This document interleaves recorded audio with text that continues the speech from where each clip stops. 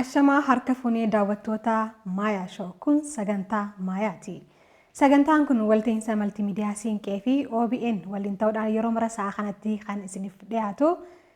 An qopheessuun sagantaa kanaa Harashee Tarrafaffaa Jiitii keessummaan kiyyaarraa immoo waloodha barreessaadha. Waloo Abboomaa Margaatu nu wajjin jira. Hedduu galatoomii daawwattoota Maayaa Show kabajuudhaan istiidiyoo Maayaatti waan argamteef irra deebuudhaan siin galateeffadha. Galatoomeetis waan na affeerteef ulfaadhu. Hayyee akka jalqabaatti walaloo tokko irra buusiitii fi achiin booda haasoo keenya itti fufnaa jechuudha. Natti tola. Jannata keessatti du'uu. Mixiin qaxalee tokko kan mi'aadhaan of suphitu. Cabduu sukkaaraatiin kan torban of bulchitu. Mixiiwwanii fi jannatni nadhii dammaa ta'u gaagurri jannatichi hammam akka ga'u hangafoota isheerraa kan dhaga'aa guddattee du'a booda jireenyi gaagura seenuu ta'uu kan barte gaaf tokko damee muka gurdommoorra deemtee akka carraa ishee ta'ee gaagura keessa seente. Oggum ajaa'iba magan safuu yalban waan du'a booda arguu qaban ijootni ishee jiraatti argan. Utuun du'iin jannata agarte. Utuun du'iin jannata galte. Nagaatti dachee jettee nageenya himachaa harka ishee bal'istee jannata ishee simachaa ol utaaltee walalaa walakkaa buute. Utuu hin dhamdhamiin jannatuma isheetiin ukkaamamtee duute. Wayii carraan ishee milkaa'ee yoom bakka hawwii geessisee jannata keessatti du'uun dacheetti ishee deebisee ergasii afaan ishee dhugaa kana asaasaa qananiin carraan sii kennuu dharraatu harkaa si baasaa. Galatu. Hayyee hedduu bareedaadha. Nuti gaa ani waltajjii irratti hoggaati walaloo dhiyeessituu hedduudhaan si beekaa. Namoonni garagaraas waltajjii irratti si beekuu danda'ani. Daawwattoota Maayaa Shoof immoo waltajjiin ala, waloon ala akka waliigalatti mee abboomaan eenyu waan jiru xiqqashuma haa wal barruuti. Abboomaan barreessaa kitaaba Araadaati. Jalqaba irratti sababa as dhufeef waan dubbachuu qabuu fi walaloota kan barreessuu jalqabe barreessaan kun yookiin abboomaan kun umuriidhaan exactly dubbachuu baadhullee probably kutaa elementary kutaa 6-7 kaasee barreessaa dhufee. Egaa walalootti gaafan seenuu carraa akkamiin argadhe seetee carraa kitaabota walaloo hedduu aksesii argachuu qaban ture magaalaa Naqamteetti jechuudha bakka dhaloota kootti. Achitti kitaabota Yaazoo Kabbabaa fa'aa kana Nimoonaa Kabbadaa fa'aa kitaabota Ximqataa Kumarraa kitaabota Lalisaa Indiris fa'aa dubbisuu jalqabne kan isaanii kana dubbisaa gaafa deemtu ekspiriyaansiin sun sitti dhufaa deemaa walaloo kan mataa kee akkatti barreessitu craft gochaa deemtamti. Akka sanattiin develop godhee barnoota sadarkaa lammaffaa barachuudhaaf Finfinnee dhufee kutaa 9 kaasee yeroo sanaa carraa waltajjiilee irratti walaloo dubbisu yeroo jalqabaa fi eebba tiyaatira Singiggoo jedhamu.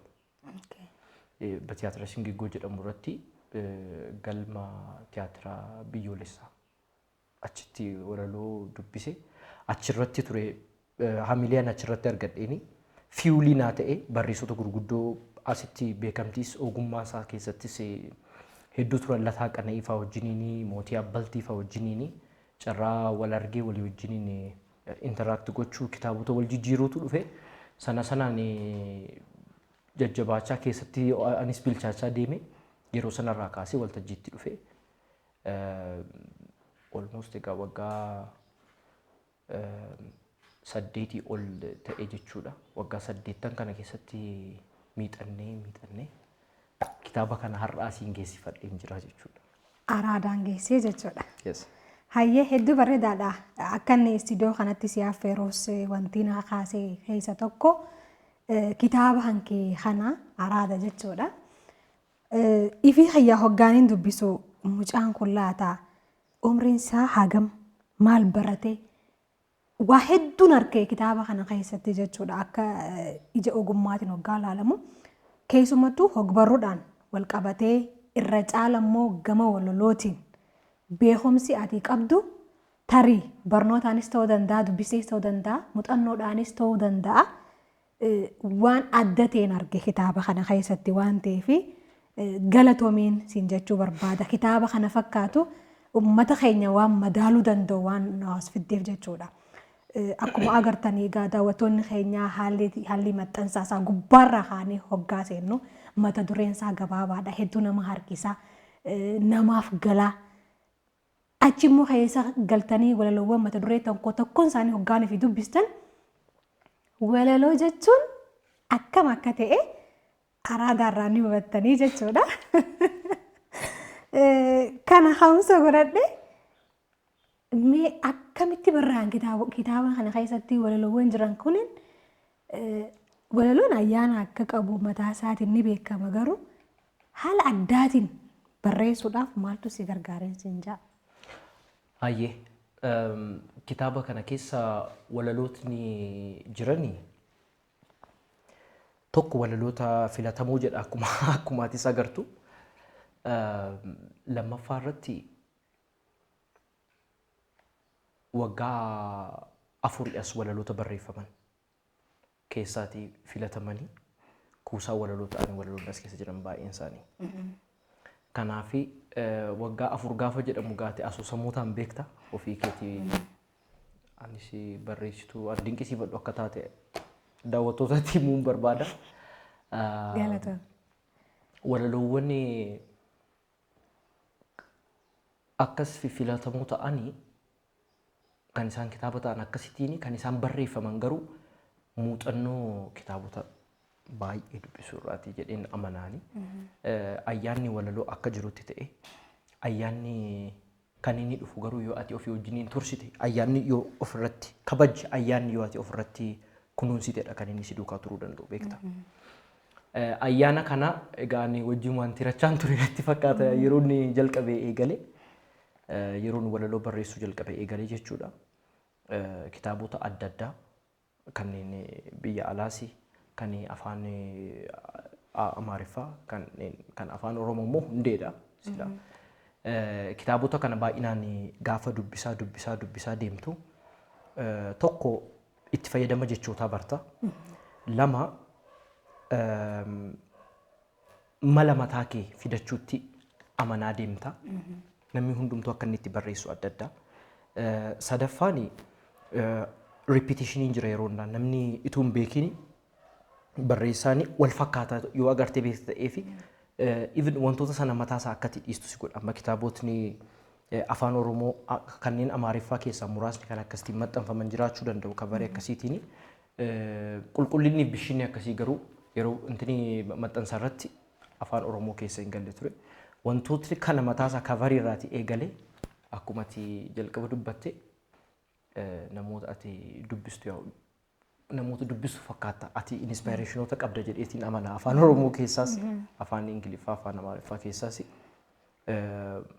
warra kana kitaabota baay'ee dubbisuu irraa dhufa jechuudha experience sun. Hayyee dhugaadha namni tokko kitaabota hedduu yoo dubbise kitaabni isaa mataan isaa hagam takka akka inni dubbise ni dubbataa jechuudha.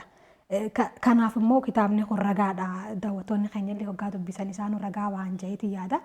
Kitaaba hedduu akka dubbiste kitaabota keessumattuu warra biyya alaa seenaa irratti hundaan hunda akka ati dubbistee hamma ta'e achirraa immoo inspiraashinii si dhufe kaka'umsa achirraa ka'e tokko gara walalootti jijjiiruudhaan akka ati barreesse keessumattuu amma fakkeenyaaf yoo ilaalle biyya Oromootiin gala walaloo jawsan hoggaan aan dubbisu mahbuubaa fa'aa yaadaan ture dhiiroo isiitu jaa sila akkas jechuu dandeessi yaadaan nama keessaa bara walaloon akka malee yoo qalbii haa fudhatee maal goota yaadaan deemteeti bakka kana ta'inna eebaluu ta'inna akkas ta'a jaan mee daawwattoonni keenya dubbisiif mee walaloo san.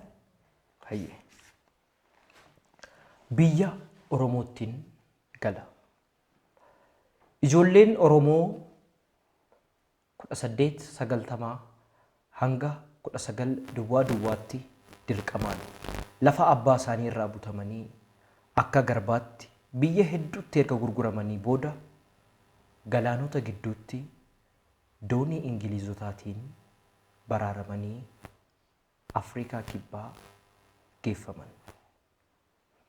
Achiis kan lubbuun darban darbanii kaan achitti hafanii kaan biyya Oromootti deebi'an. Seenichaaf akka ragaa jalqabaatti aadde Saandiraa Roolz kitaaba ishee Children of Hope jedhu eeruun dirqama. Walaloon armaan gadii kun namoota sana keessaa hafuura nama tokkooti.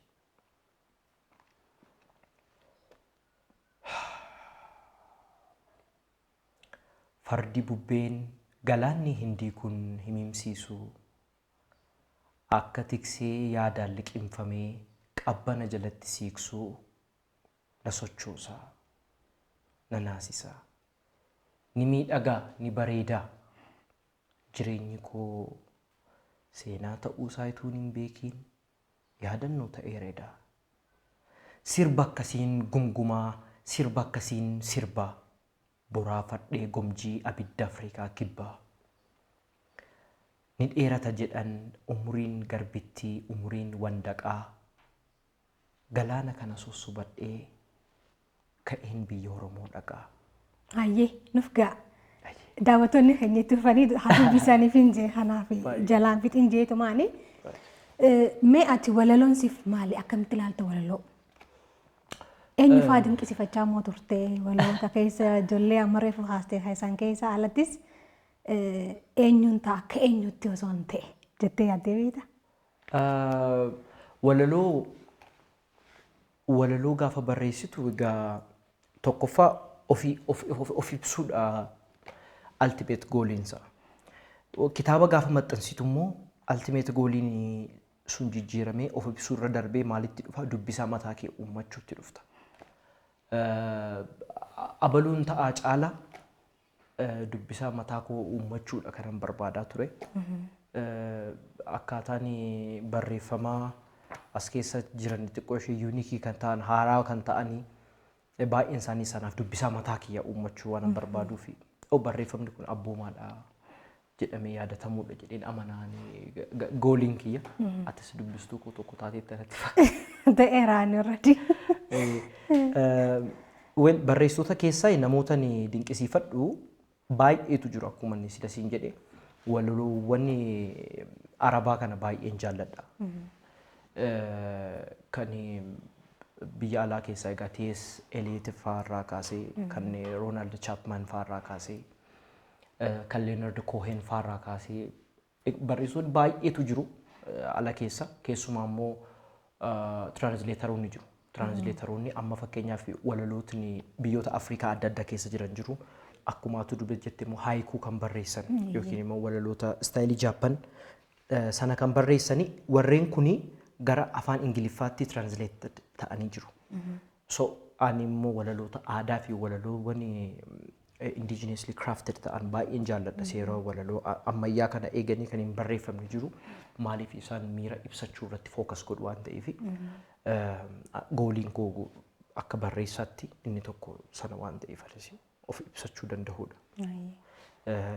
Biyya keessaatii egaa walaloo ani kanan jaalladhu kanneen kitaabaan maxxanfaman yookiin walaloowwan kitaabaan maxxansiisan keessaa sila akkan jedhe tokko Yaazoo Kabbabaati inni guddaan.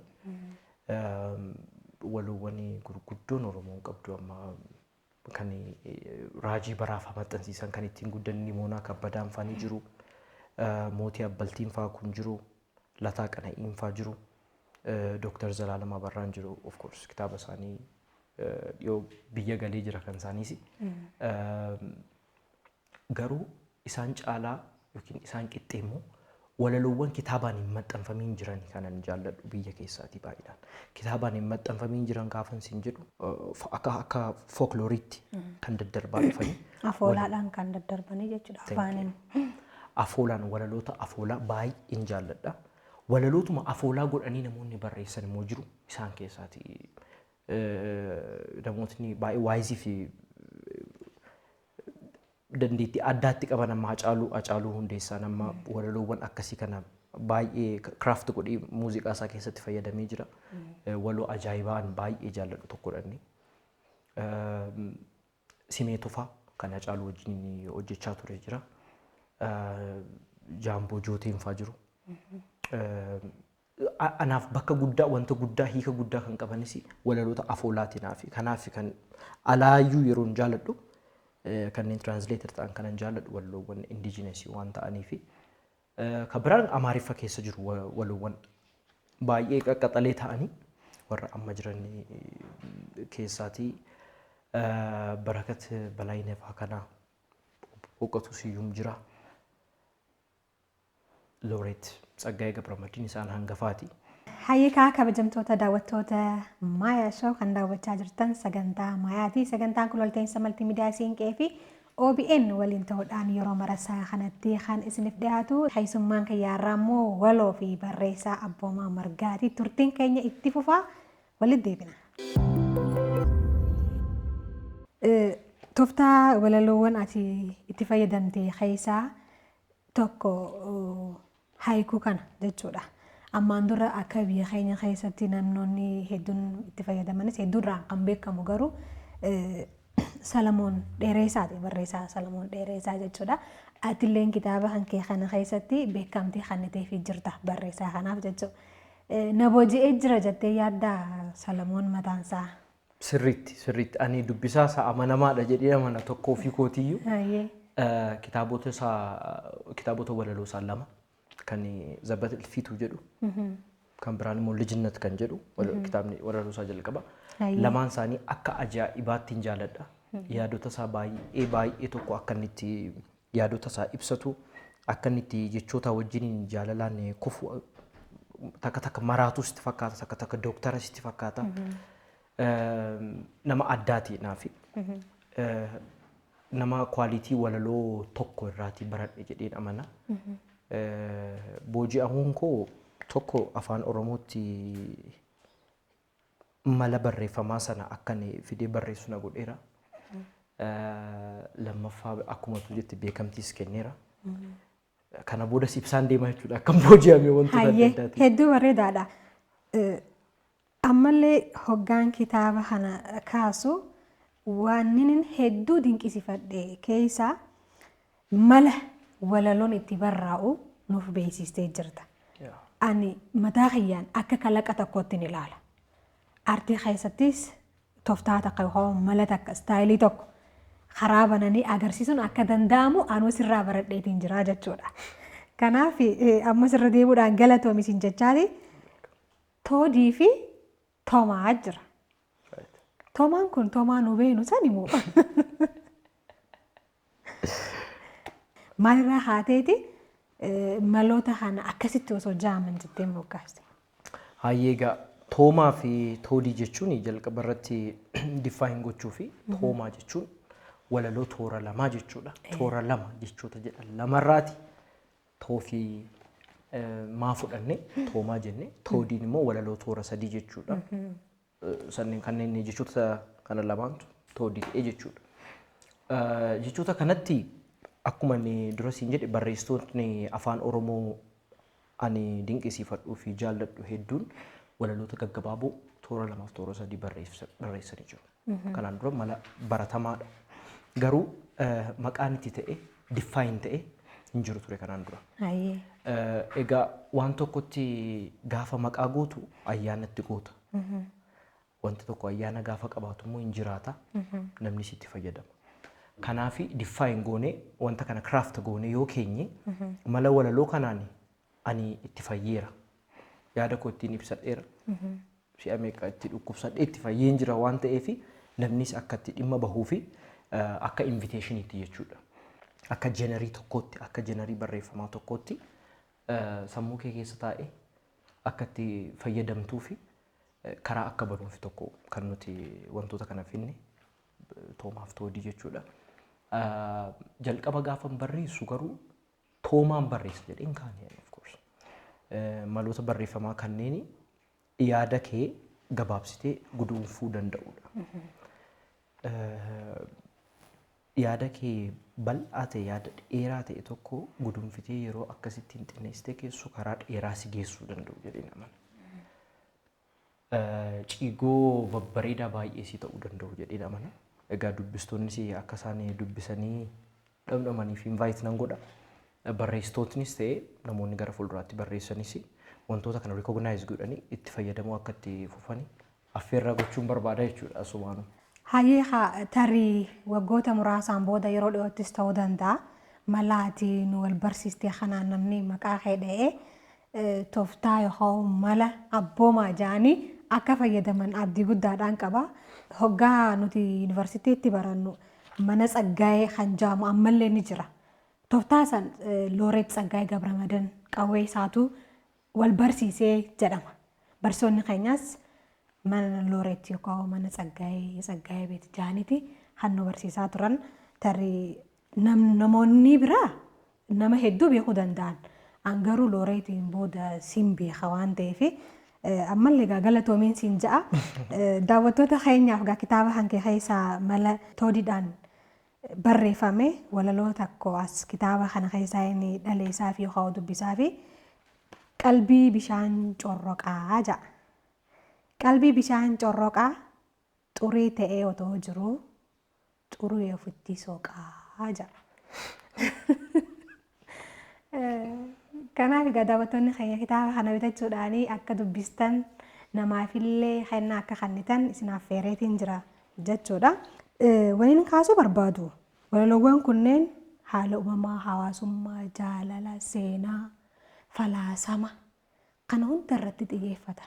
Hedduun isaanii kan sitti tolu qaba. Isa falaasama irra jiru moo uumamaati moo hawaasummaati moo? Kan uumamaati.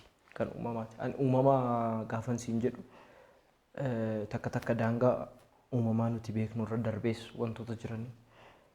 Wantoota divine ta'an kana nan jaalladha. Malee kanan jaalladha, jannata nan jaalladha, waaqa nan jaalladha, bishaan nan jaalladha.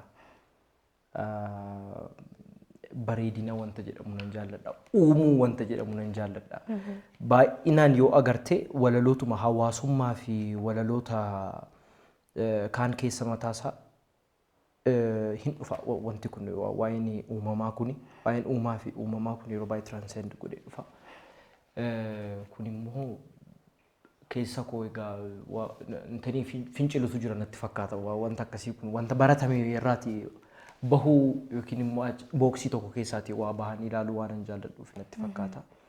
So walaloota uumamaa fi wanta uumamaa wal qabatanii barreeffamanii kanneen jechuudha kanan filadhuu fi irra caalaa jaalladhu jedhee kanan yaadu. Hayyee irra deebitee yoo eegamma hoggaa ayyaannisa yookaan immoo inspirationiin isaa dhufe barreessitee biraa deemte. Hoggaa deebitee walaloo barreessitee san dubbistu maaltu sitti dhaga'amame? Baay'ee boqonnaa guddaadha. Amma namni walaloo qoosaa yookiin immoo walaloo saataayirii ta'e achi keessatti hin dubbisa namni waanan kolfu itti fakkaachuu danda'a namatti walaloo qoosaa qabu tachii qoosaa qabu amma kan dubbisu siif hin dubbisa walaloo tokkotu jira. Walaloo ija jabina sariitii jedhutu jira.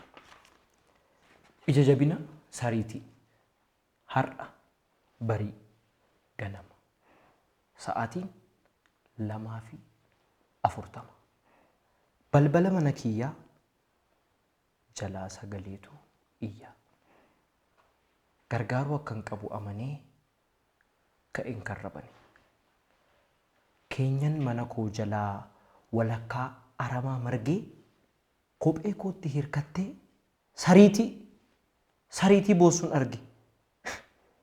Abboo koo qorri sammuu na lixe bar qorriidhaan na fixe.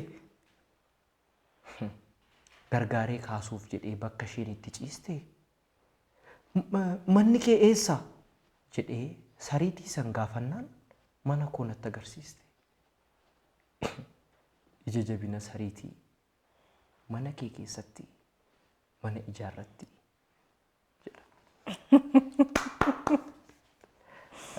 Dhuguma garuu qoosa fakkaata. Qoosa fakkaata. Anaaf garuu boqonnaa ajaa'ibaati. Ammoo walaloota akkas akkasiin kun jijjiiru darbee saataayirii kan ta'anii sariitiin hin dubbattu afaan Oromoon beektu sariitiin afaan hin qabdu. Garuu walalootni bifa akkasiitiin dhiyaatan istaayilii adda addaatu jira gaas keessaa bifa ittiin barreeffamanii boqonnaa addaa qaba. Piece of literature gaafa of keessaatii baastu imimmaan kee dhufuu danda'a gammachuudhaan. Gaafa ba'aa tokko akka waan ofirraa buusteetti ilaalta. Ba'aa san garuu baay'ee jaallatta sanuu maqaatti fudhatta. Hayyee haa kabajamtoota daawwattoota Maayaa Show kan daawwachaa jirtan sagantaa Maayaati. Sagantaan kun walta'iinsa maltiimiidiyaa Siinqee fi OBN waliin ta'uudhaan kan isiniif dhiyaatu turtii waloo fi barreessaa Abboomaa Margaa wajjin taasisaa jirruun waa hedduu irraa barachaa akka jirtan walaloowwan inni nuuf dhaleessaa jiru keessa immoo waa irraa akka dhandhamachaa jirtan akka bohaartan abdii guddaadhaan qaba. Turtiin keenya ammallee itti fufaa nu faana ta'an isiniin ja'a. Sirriitti waa'ee kitaaba kanaa ammas irra deebi'ee irra xiyyeeffadheetiin kaasuu kan hin fedhu. Cover page irra yookaan immoo qola kitaaba kanarraa hoggaa kaanu qulqullinni isaa, kwaalitii isaa duraanuu dubbadheetiin jira irra deebuudhaan. Haaluma itti fayyadamtee waan ajaa'ibee asaama bakka dacha'u kanatti walaloota akka jira. Asii immoo suuraa hankee fi ammas walaloo jira. Hin ajjeesiin hin duunu hajoo walaloota akka kanas keessaa kitaabicha keessaa fudhatamee asitti maxxanfame. Daawwattoonni keenya akka dubbisan ni naaffeera. Fakkiiwwantu jira ammas. Fakkiiwwan fuula garaagaraarraa jiran harkaan kaan. Yaada kana ka'umsa godhachuudhaan fakkiiwwan tokkoon isaanii akka ka'an ni beeksisaa jechuudha. Daawwattoonni keenya akka ilaalanii fi fakkiiwwan hedduutu as keessa jira. Maali mee muuxannoo kana mee qoodiif warreen barreessu akka warra biraatiif? Egaa kuni ani akka carraa ta'es egaa hiriyoota fakkii kaasanii wajjiniin carraa walii wajjin jiraachuu mana tokko keessa jiraachuu qaba argadheen ture. Keessumaa hiriyyaan kiyya Alamaayyoo Dandanaa jedhamu carraa kiyya kanaanuu isa galateeffachuun barbaada. Ogeessa suuraa yookiin ogeessa fakkii kan kaanvaasii irratti wantoota akkasii irratti kan kaasu ogeessa baay'ee cimaa ta'e. Isaatu kavarii kitaaba kanaa naaf hojjete jalqaba irratti. Jalqaba yeroo inni araada walaloo jedhu barreessee dubbisuu fi sammuu keessaatii ani kanan qabuun ture.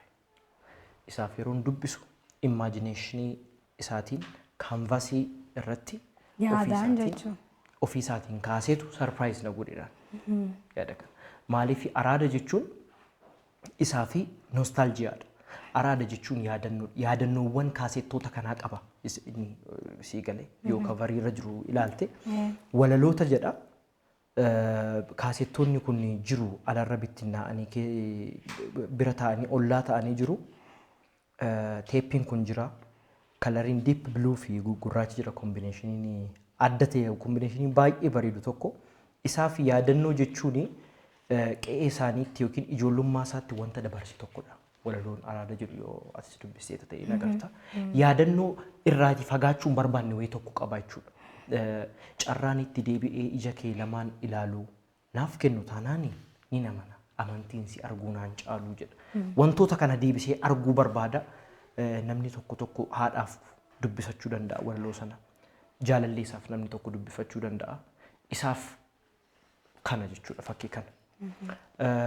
Iskeechootni as keessa jiran akkuma isin jedhe hiriyaa egaa Alamaayyoo dabalatee akka carraa kanaan Yaabsiraa Ayyalaa Mawdad ijoollee jedhamanii hiriyoota ogeessota fakkii kaasaniin qaba. Yaadota walaloo koo yeroon itti himu iskeech naaf gochaa turan. Sii galee innaa kanaan dura kitaabni warra faranjii tokko kan fakkeenyaaf Ruupii Kaawur bifa kanaan kan maxxanfamee jira.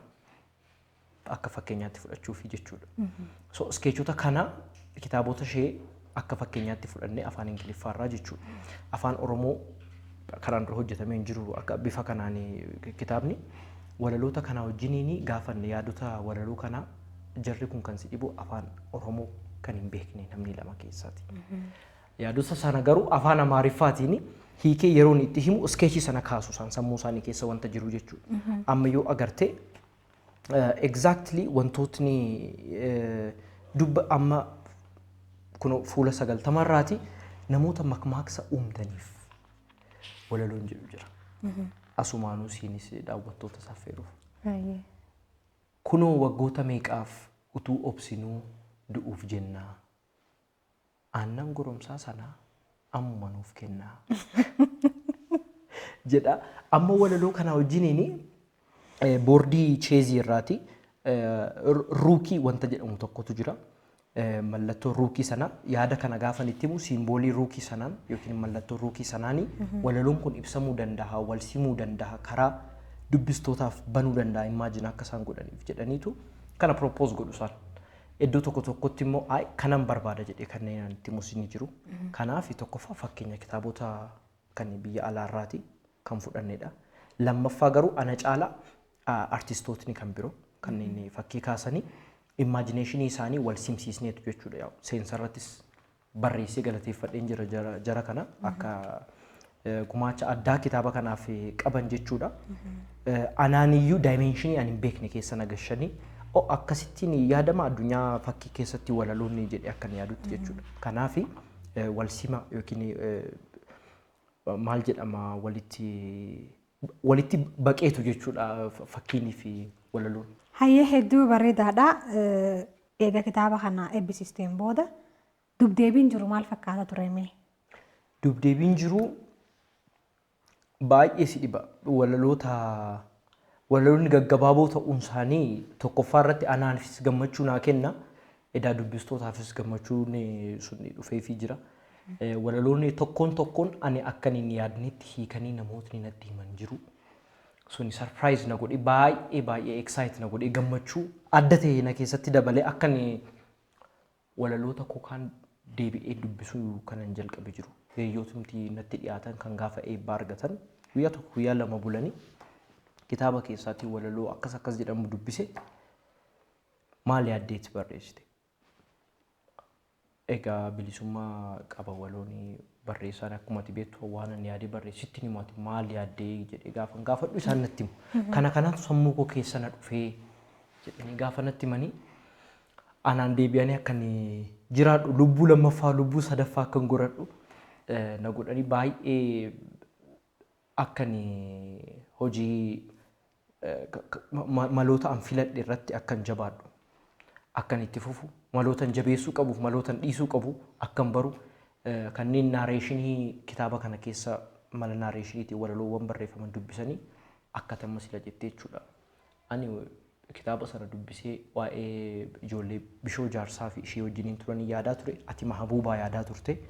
Akka kana jechuudha. Dubbistoonni sarpiraayizii si godhu akkati jabaattu akkati wanta akkasii irratti itti fuftee hojjettu si godhu jechuudha. Walaloowwan bira darbamanii nagarree inumaayyuu hanamma yoonaatiin namni jaallate fiidbaakii baay'ee babbareedaa ta'etu na qaqqabaa jira. Hayyee hedduu bareedaadha. Gaafii maayyii walaloo kanaan booda ani si gaafadhuudha. Gaafii namuu hin deebisne. Gaafii namuu hin deebisne. Waa'ee kee maaltu si korsaa? Waa'ee kee maaltu si boonsaa? Otuu erga duute boo'icha kee dhufte maal jettee ofiif boonsaa jedha. Ani erga duute isiniin jiru garuu jiraadhu gaafii hanga ammaa hin deebisne ni qabdaa? Ifiifis ta'ee namni si gaafate haa hin deebisin jechuudha. Nan qaba. Tokko gaaffii kan. Tokko gaaffii kan. Tokko gaaffii kan. Kaan. Kaan kitaaba ittaanu keessatti nan maxxansa. Ani gaaffiiwwan an qopheesse hoo an qabu kitaaba kana wajjin wal qabatee fixadheetiin jira. Wanni kun hin kaane waan jettu yoo qabaatte hoo dhaamsa irra kaayaaf kan jettu yoo ta'e caraadhaan isa kana jechuudha. Egaa waa'ee kitaaba kanaaf kan nuti wal geenye kan nuti wal agarree kan atis qophii kana irratti na affeerte kanaaf kitaaba kana wajjin wal qabatee namootan galateeffachuu barbaaduun qaba. keessumaatii hiriyoonni koo kan yeroo hundumaa itu uummatatti hin bahintu amma akka ati jette kana akka ati yaada naa kennaa jirtu kanatti akka uummanni amma koomantii naa kennaa jirutti uummatatti tuun baasiin hojiiwwan kana arganii kan na jajjabeessaa turan jiru. Hiriyoonni aanee akka obboleessaatti ilaalu keessumaatii Lalisaa Indiris namni waggaa baay'ee wajjin ni jiraanne. Barreessaa Lalisaa Indiris. Barreessaa Lalisaa Indiris jechuudha. Akka barreessaatti san dinqisiifataa tokkodha. Kanarraan kan hafe waloowwan Oromoon qaban kan akka Lataa Qaneefaa, Oroliyaanaa Daani'eel faa, Mootii Abbaltiin faa, Nimoonaa Kabbadaan faa, Yaazoo Kabbabaa faa dabalatee Jaalee Amantee kabbitoonni ijoolleen kanneenis kaanis dabalatee kan jajjabina naa kennanii akkan kitaaba kana keessa walaloota jiran walitti sassaabee kitaaba godhu inspire na gochaa turan jiru. Isaaniin baay'ee galatoomaa jechuun barbaada. Isaantu itti amanee ture hojii kiyyatti ana caala. Kanarraan kanaaf maxxansa kitaaba kanaa maxxansa jalqabaa akka maxxansuuf kan na deeggaree Passion Constructionidha. Obboleessa koo Akaakuu Margaa baay'ee galateeffachuun barbaada. Kaan immoo qophii biraa fi sagantaa biraa kitaaba biraa irratti dabaleen galateeffadha jechuudha kanneen an dagadhe immoo.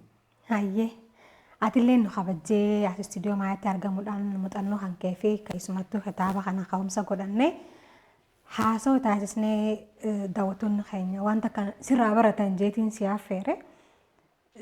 Kanuma kabajuudhaan istiidiyoo maayaatti argamu keetiin hedduu gammadeetiin jira. Galatoomii kana caala cimi kitaaba kan kee itti aanu irratti immoo waan biraa waan haaraa qabattee dhiyaatte jeetiin abdii guddaadhaan qaba. Jabaadhu jajjabaadhuun siin jaa. Galatoomii ifti qoolfa. Hayyee kabajamtoota daawwattoota Maayaa Shoo kun sagantaa Maayaati hanga ammaa nu cinaa turuu keessaniin hedduu takka galatoomaadhaan isiniin ja'a an qopheessuun sagantaa kana harashatti irra faajjiitiin ture. Keessummaan kiyyaarraa moo waloo fi barreessaa Abboomaa Margaati. YouTube keenya Maayaa TV Show moo subscribe, like fi share gochuudhaan nu cinaa dhaabbadhaan isiniin ja'a akkuma ammaan turan jajjabeessaa turtaniin ammallee isiniin affeera jechuu hamma torbaanitti torbaan gaariin isiniif hawwa.